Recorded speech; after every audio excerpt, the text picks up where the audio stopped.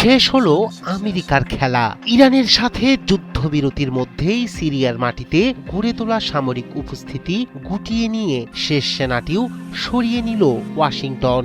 একে একে খালি হলো ঘাঁটি, থামলো বিদেশি বুটের শব্দ, আর সেই শূন্যতায় প্রবেশ করলো সিরিয়ার নিজস্ব বাহিনী। কাসরাক থেকে আল-তানফ সব সামরিক ঘাঁটির নিয়ন্ত্রণ এখন দামেস্কের হাতে।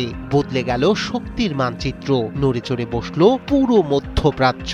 মার্কিন আধিপত্যের অবসান ঘটিয়ে নতুন বাস্তবতার সূচনা, যেখানে নিজের ভূখণ্ডে নিজের কর্তৃত্ব প্রতিষ্ঠার ঘোষণা দিচ্ছে সিরিয়া।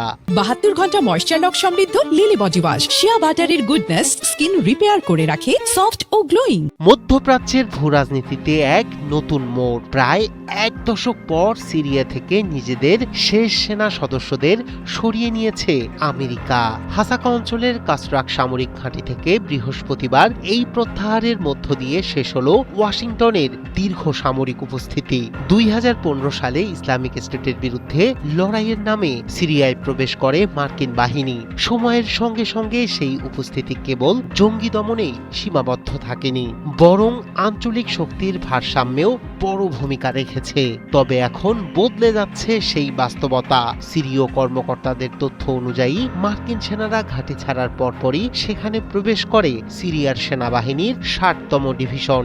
গুরুত্বপূর্ণ এই ঘাঁটিটি এখন সিরীয় ডেমোক্রেটিক ফোর্সেস বা এসডিএফ এবং সরকারি বাহিনীর যৌথ নিয়ন্ত্রণে রয়েছে। বিশ্লেষকরা বলছেন, সম্ভাব্য হামলার ঝুঁকি এড়াতে অত্যন্ত সতর্কতার সঙ্গে এই প্রত্যাহার সম্পন্ন করা হয়েছে। জর্ডান সীমান্ত ব্যবহার করে সরিয়ে নেওয়া হয়েছে সেনা ও সামরিক সরঞ্জাম। এদিকে এই পদক্ষেপকে স্বাগত জানিয়েছে সিরিয়ার পররাষ্ট্র মন্ত্রণালয়। তাদের মতে এটি এসডিএফকে জাতীয় কাঠামোর মধ্যে একীভূত করার প্রক্রিয়ার অংশ। এখন থেকে দেশের ভিতরে সন্ত্রাসবাদ মোকাবিলার দায়িত্ব পুরোপুরি নিজেরাই নেবে সিরিয়া। 2024 সালের ডিসেম্বরে দীর্ঘ গৃহযুদ্ধের অবসান ঘটিয়ে ক্ষমতায় আসে নতুন সরকার। বাশার আল আসাদের পতনের পর দায়িত্ব নেন আহমেদ আল শারা। নতুন এই সরকারকে সমর্থন দিচ্ছে আমেরিকা।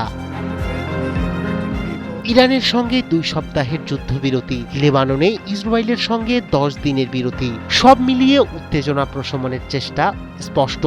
বিশ্লেষকরা বলছেন, এই প্রেক্ষাপটে সিরিয়া থেকে মার্কিন সেনা প্রত্যাহার আসলে একটি বৃহত্তর কৌশলের অংশ।